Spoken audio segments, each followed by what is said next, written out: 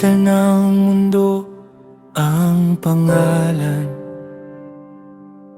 ang upuan at ang posisyon. Ang taas ng isang tao at ang lawak ng kanyang impluwensya. Ngunit sa iyong kaharian,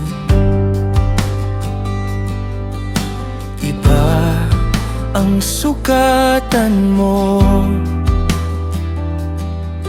Hindi ang nakikita ng mata, kundi ang puso sa harapan mo.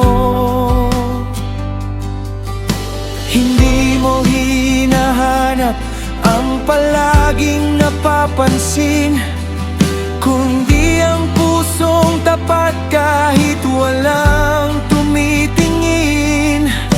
Hindi mo hinahanap ang mataas na katayuan, kundi pusong marunong sumuko sa iyong kamay. Ang puso ang iyong tinitingnan, hindi ang posisyong hawak ko ngayon. Hindi ang papuri ng tao, kundi ang katapatan ko sa iyo.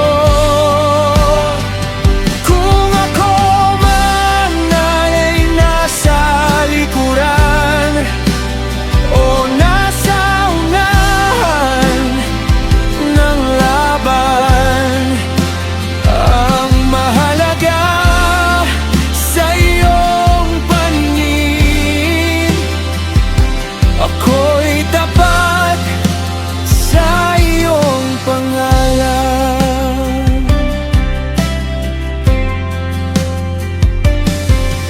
Maaaring nasa taas ang isang tao, ngunit malayo ang puso sa'yo. Maaaring walang nakakaalam, ngunit malapit ka sa isang lingkod mo. Hindi ito paligsahan, hindi ito pataasan. Ang ministry ay hindi tungkol sa sarili, kundi buhay na iniaalay sa iyo. Ingatan mo ang aking puso kapag dumami ang ipinagkatiwala mo. Huwag hayaang mahalin ko ang posisyon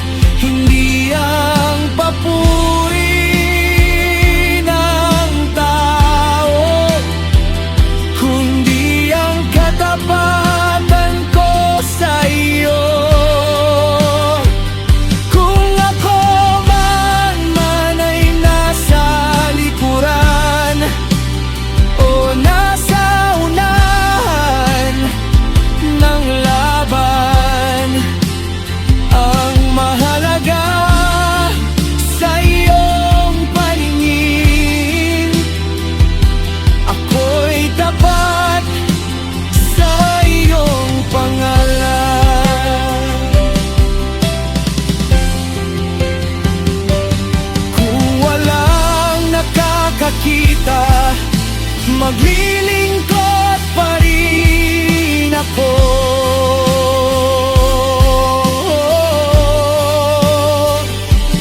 Kung walang pumupuri, susunod pa rin ako.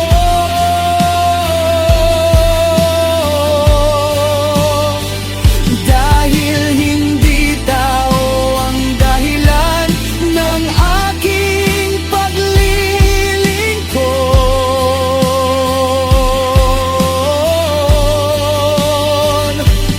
Ikaw ang aking Panginoon, ikaw ang aking layunin.